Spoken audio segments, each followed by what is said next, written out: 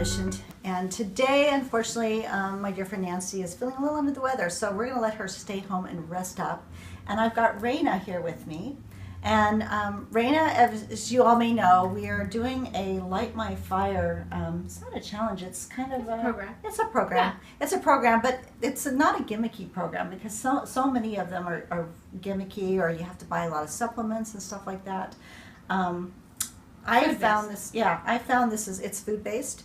It's a lot of organic food, which I find. I went to the grocery store today. This is a little sidebar, and my entire bill was only $140, and I even bought salmon. Wow. I know. Yeah. So, but I didn't buy. I think I did buy a few organic canned beans and some canned diced tomatoes and stuff like that. But generally, it was all fresh produce and fantastic. And I was thinking, oh my God, this is going to be really expensive. Yeah. I'm going to spend $300 just for, and it wasn't. Good. So yeah. Good. So that was really, really a pleasant surprise. Yeah. So the main focus of the program is trying to get people to eat more fresh produce.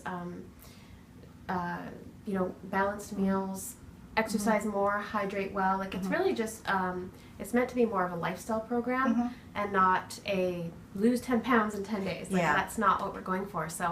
So you guys are doing great. So tell me about some of the things that you're finding that are easy for you to implement into your life. Okay, I think some of the easiest things was drinking the water. And you have us drinking lemon water. And I used to do this, and then for whatever reason, I got away from it.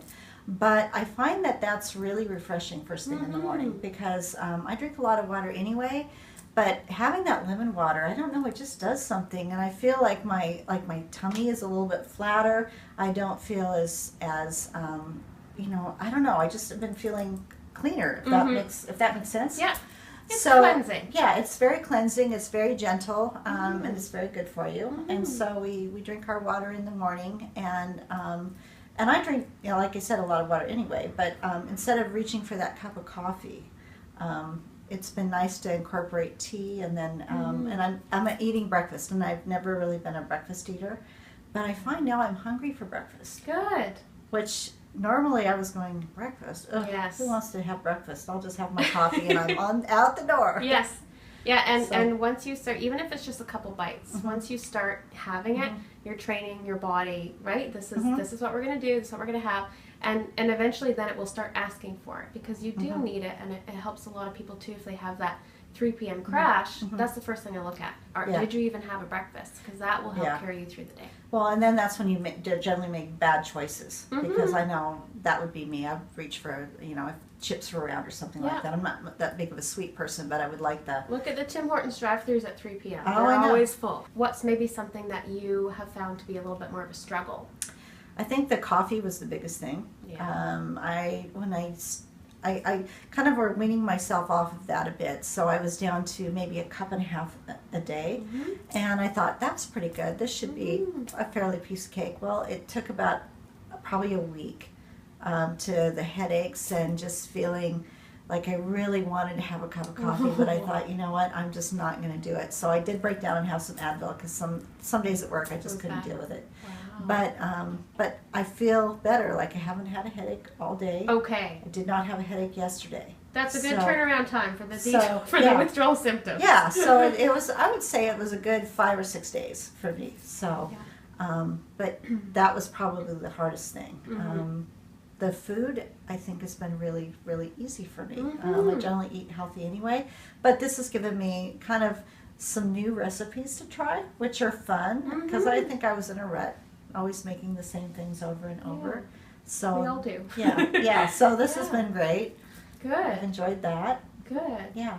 So what we're going to do in the upcoming weeks, now that we've done a lot of work with changing our diet, so now we're going to look at some more sort of therapeutic ways of eating. So one of the biggest focuses is going to be on mindful eating. And when we are stressed, we can't digest our food properly. And when we can't digest our food properly, it's really hard on our stomach, and we're not going to be absorbing the nutrients from our food.